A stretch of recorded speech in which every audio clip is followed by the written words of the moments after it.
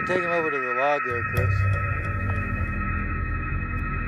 In the course of raising animals and having certain ones, sure, I've gotten bit before. You can't be in it 50 years and not have had an incident here or there for whatever reason it might have been at that time. And generally, it's been my own fault. Here, come here. Easy, easy. See, that's him. He's actually very happy about that. He just wants to play in the worst way. Although this attack was unexpected, for Luke the lion, this was apparently playtime. See, like that, jumping on me, that was all, he's all happy, but you see how he was stalking in the bushes, he thought, oh, and it's a big game to him. Yeah, it's all him saying hi. He has his claws, but he didn't use them. I mean, because a lot of times just in play, you see that? That's hot. You can't go under the trailer. Steve isn't too bothered by the game Luke is playing. He's worked with exotic animals for around 50 years, and he's seen this kind of behavior before. Lions are quite social animals, and within their pride, they are often affectionate with head rubbing, licking, and purring. However, no matter what your experience working with lions, these animals are quick and they are predators with speed on their side. Very, very quick. Say if you were clear at the other end of this pen and he was here, you would never outrun him. He would catch you for sure. I mean, they are extremely fast when they want to be. A lion can run up to 50 miles per hour, but only in short bursts, so they need to be close to their prey before they attack.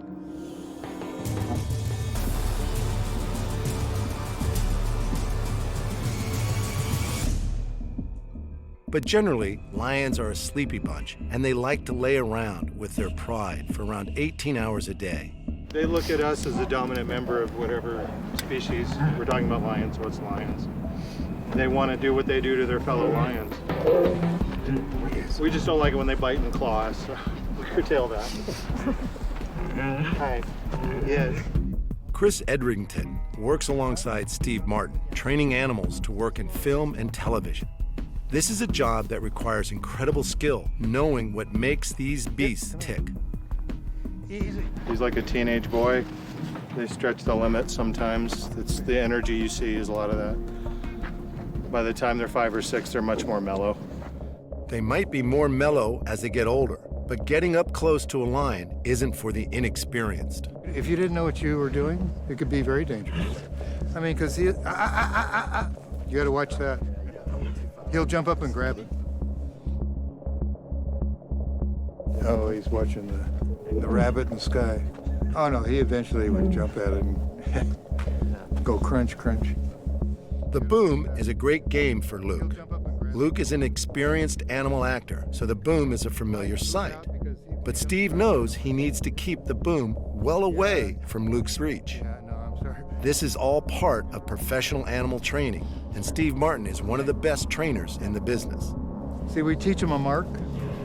It gives them a place to go to. Like if the director said, we need him to come out from behind the bush and come stop there and then run off, we teach him a mark so he can call him to an exact spot. And I tell him, all right, and then Chris would call him off. If you watch a lot of shows, you'd start picking up on that, oh, okay, I get it now. Because you see him come up, skid to a stop in an exact spot. Usually it's always a trained behavior to go to that. When it comes to training, it's all about repetition. If you want to train a lion to perform on cue, it needs to be second nature for them. As they get older and as they learn stuff, no, go on, go on. He wants to rub on me and say hi. As they get older and they learn stuff, they learn how to learn. And where that might have taken us 20 or 30 times of doing it before he goes, I got what you want now. You notice how he went out and got on it right away? After a while, you get on set and they go, oh, can he do this or that? And I say, well, he doesn't really know us. Give us a few minutes. And usually we can get him to do it. Lions have been used in the film industry for many years, from Leo, the MGM lion, and the black and white era, to a wide variety of blockbusters still being made today. The lion forgot his lions. Maybe he was tired of retakes, but he suddenly turned on Bickford and gave him a bad mauling. To Bickford, however, it was all in a day's work. Lions have long been associated as the fierce aggressor in popular culture. But there's also a softer, more endearing side, as well as being the star of slapstick comedy. In the business we're in, we don't say they're pets, they're working creatures, even though we have a very strong attachment with them and them with us. Usually we always try to get an animal and hand raise it, because it's not like getting an animal, oh, this one's no good, we'll get rid of him, get another one, yeah, get rid of him. Usually when they come to us, they're here to stay.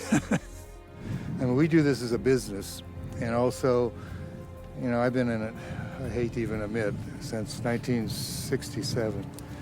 So I've been in it a lot of years, and you know, we like our animals. We spend a tremendous amount of time. These guys are here every day, 7 days a week, and I have other trainers too that are very dedicated to all of them. So you build up really strong bonds and relationships with these guys, as you can see.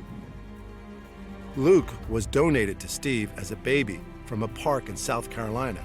So this young cub has grown up with Steve by his side. This relationship makes it hard to believe that in the wild, a lion can be so dangerous. Oh yeah, he'll be a real good animal. He's, you know, like you can see how excited he is all the time. As he gets older, hopefully the excitedness will settle down a little bit, because I've been gone for 3 weeks, so this is pretty normal for him to constantly want to greet you. Oh, I know, it's okay, just relax. No, wait. The relationship between Steve and Luke, like all Steve's animals, is one of great respect. But for Steve, he prides himself on being able to create such a wonderful bond with his movie stars. I'm relaxed, but I'm also aware of what's going on. I mean, there's a lot of people that really think they know what they're doing and don't.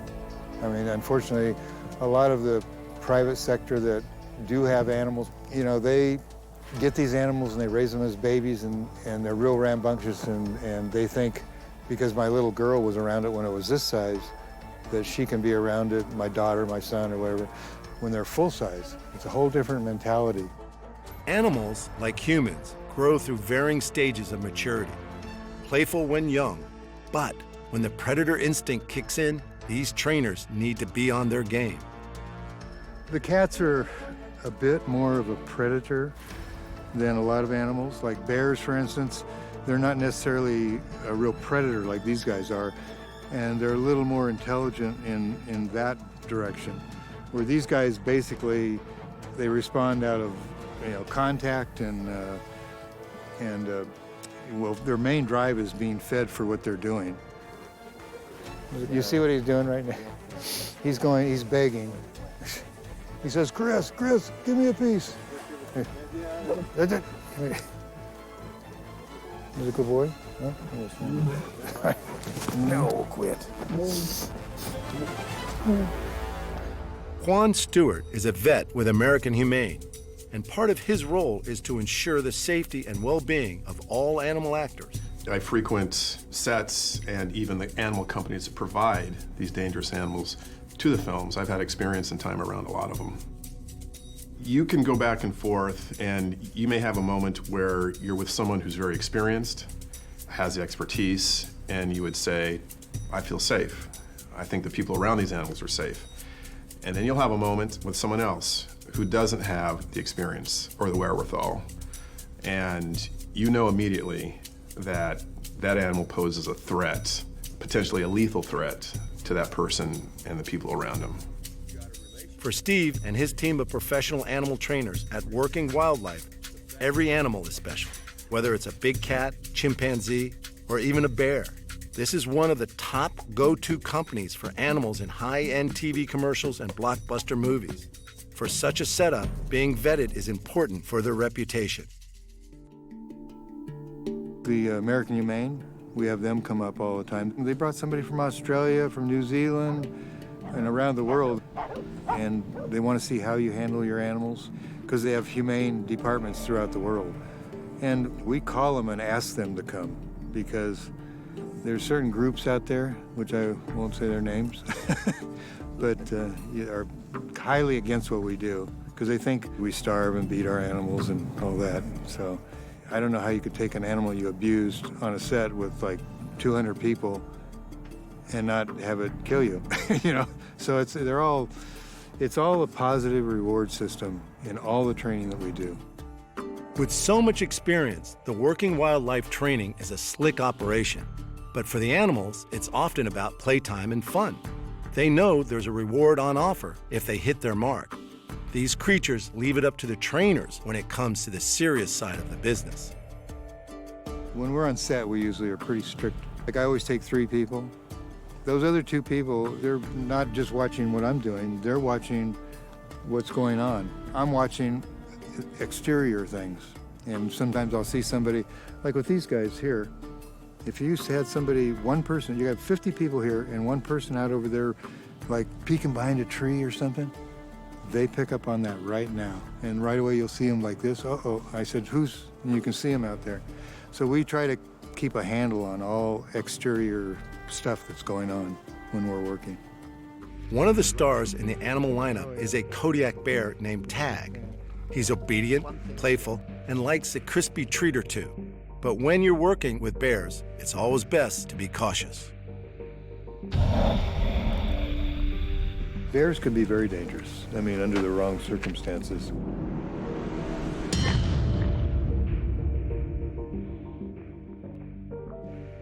Even though he's real nice, he's very good about things, very forgiving. No matter what, he's still a bear. You know, and you always have to take that into respect. You do the wrong thing and at the right time, and you could set him off for one reason or another. So we're very careful about what we do and how we do it, and we've actually had him in houses and various things. But you know, we go and check everything out before we are ever going to do a job in certain situations, and make sure it's safe for him and for the people. Tag is clearly one of Steve's most beloved bears. And he is so switched on that he's worked out it's very much to his advantage to be well behaved in order to get a few extra rewards. He's not real keen on chocolate usually. I like that. It's good. It's got peanuts in it. I mean, sometimes I offer him like a chocolate bar and he'll put his nose on it. Yeah. Well, bears are very, very smart, and you can teach them a lot of things. One of my favorite is lions. I really like the cats.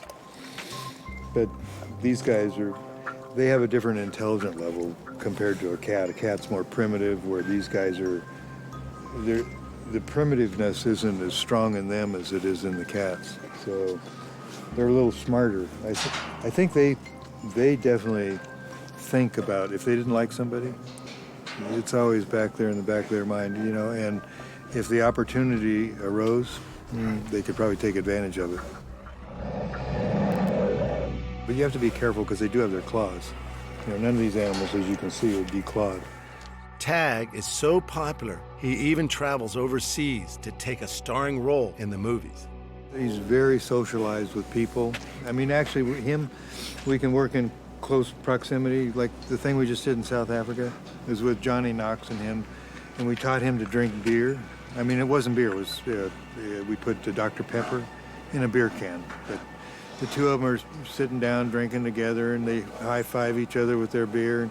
We had 2 days prep down there and did all the sequences they wanted. So he's a very adaptable bear because he's had so much exposure that when he goes to a new place, he knows it's a game. Oh, yes, I know.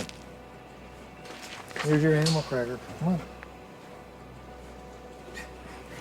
You're too lazy to get up and get it, though, huh? Bears have different appetites depending upon the time of year. In spring through to summer, they'll eat 3 to 5 gallon buckets of food a day. But in the cooler months, it's about a half a bucket. Well, their whole system slows down this time of year. You're a lazy worker right now, aren't you? It seems Steve has Tag well trained. However, these animals all have predator instincts that should never be disregarded. But with safe practice in mind, the working relationship between animal and trainer can be full of rewards. You can see in this guy, he picks up on things real quick. So, you know, at first when we start teaching him, like I said before, it's a slower process, but as they learn how to learn, they kind of, like these bears, they'll just kind of look at you like, oh, okay. And so they pick it up real fast. Shake it, shake it, shake it. Good. Good boy. Good boy. The animals are always the #1 priority at working wildlife, and Steve has an incredible setup where the animals only spend a small amount of time in their enclosures. On a property this size, the animals get to roam in dedicated open spaces while they prepare for their next starring role.